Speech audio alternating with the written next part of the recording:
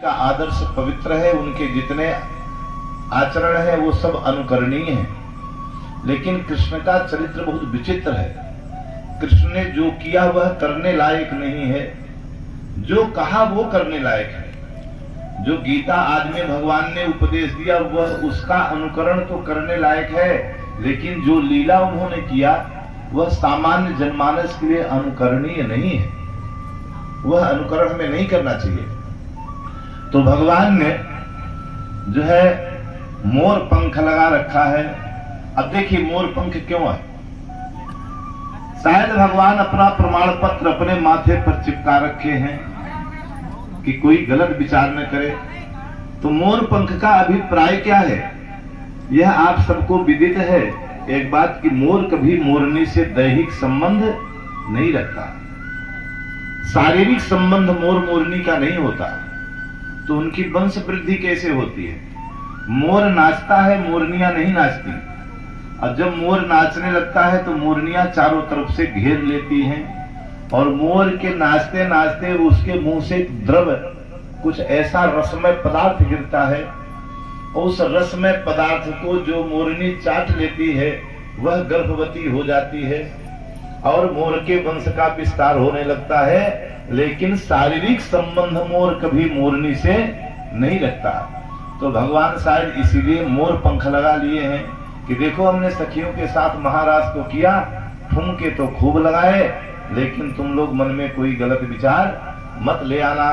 बोल भक्त वत्सल भगवान की जय। इस तरह से भगवान ने आज जो है उनके मन में रमण करने की इच्छा हुई तो योग माया मुपाश्रित। सुखदेव जी कहते हैं राजन भगवान ने बंसी बजाई, भागवत में 3 बार बंसी बजाई और जिसको जिसको भगवान ने सुनाना चाहा बस उन लोगों ने ही बांसुरी सुनी, सबको सुनाई नहीं पड़ी। निसम्य गेतम तदनंग वर्धनम ब्रज स्त्रिय कृष्ण गृहीत मानसा आजक्मुरन्यो मन लक्षितोद्यमा सयत्र कांतो जबलोलुकुंडला। इत वेणुरमम राजन सर्वभूत मनोहरम। हे राजन इतना बढ़िया बंसी आज ठाकुर जी ने बजाई और वह बंसी सबको नहीं सुनाई पड़ी। जिन गोपियों के भाग्य जागे, जिनके पूर्व जन्म जन्मांतर की साधना की सिद्धि, वह सिद्धि उनके जीवन में फलीभूत होकर प्रकट हो गई, उन्हीं को इन बंसी की धुन सुनाई पड़ने लगी। कैसे निसम्य गीतम तदनंग वर्धनम। अनंग वर्धनम, अनंग माने काम, काम का वर्धन हो गया। और क्या किया, ब्रज स्त्रिय कृष्ण गृहीत मानसा। उन ब्रज की गोपियों के मन को भगवान ने खींच लिया। गृहीत, और मन एक ही होते हैं, कोई 10-20 तो होता नहीं। उन मन को बंसी बजा करके भगवान ने खींच लिया और जब खींच लिया तो सारी गोपियां बिना मन की हो गई। मन तो बंसी ने खींच लिया, इसलिए सब गोपियां पागल हो गईं, बावली होकर बंसी की धुन सुनकर उधर ही दौड़ पड़ी। तो सब दौड़ी।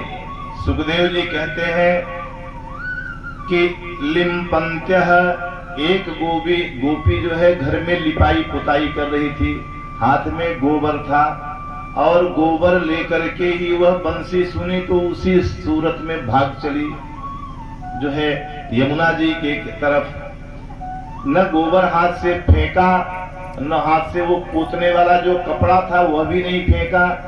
जिस हालत में थी उसी हालत में उसकी मति गति मारी गई और वैसे ही भागती नजर आई। प्रविजन्त्यो अंजन्त्यः काश्चलोचने, एक गोपी काजल लेकर आंख में काजल लगा रही थी, पूरे मुंह में काजल पोत लिया, हाथ में काजल और डिब्बी लेकर के उसी रूप में भागती हुई जो है भगवान के तरफ पहुंच गई। एक गोपी गैया दुहने जा रही थी, वह दोहनी में दूध न दूह करके जमीन पर दूह दिया और उसी समय बंसी की आवाज सुनाई पड़ी तो गैया को छोड़ा और दोहनी लेकर के दौड़ लगाई जमुना जी की तरफ। कोई अपने पति की सेवा छोड़कर भाग रही है तो कोई अपने बच्चे को दूध पिलाना ही छोड़कर भाग रही है। एक के पति ने एक गोपी को पकड़ लिया और बंद कर दिया कमरे में। तू कैसे जाएगी वहां? तो उस गोपी ने कमरे में बंद और भगवान से प्रार्थना करने लगी कि हे ठाकुर जी, अगर मैंने सच्चे मन से आपकी उपासना किया है तो मुझे अपने पास बुला लो। ये मेरा पति मेरे शरीर से प्रेम करता है तो शरीर यहीं पर रह जाए, शरीर इसे प्राप्त हो जाए और प्राण आपके चरणों तक मेरा खींच लीजिए। वह निष्प्राण होकर के गिरी और जाकर के ठाकुर जी के रूप में वो प्रकट होकर पहुंच गई। वह भी वहां पहुंची।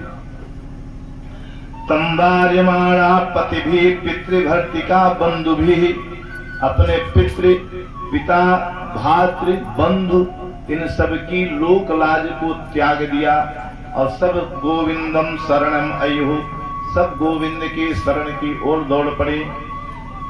सुखदेव जी कहते हैं, राजन, अस्त व्यस्त वस्त्राभरण कश्चित कृष्णांतिकम अयुः, उन गोपियों को अपने वस्त्र आभरण आभूषण का भी ध्यान नहीं रहा। अस्त व्यस्त, कोई गोपी भगी जा रही है और कहीं कांटों में अगर उसकी साड़ी फंस गई तो जो उप वस्त्र है, साड़ी के नीचे का वस्त्र है, वही वस्त्र रह गया, साड़ी वही फंस गई। लेकिन भगवान के बंसी की धुन सुनकर वहां पहुंच गई वह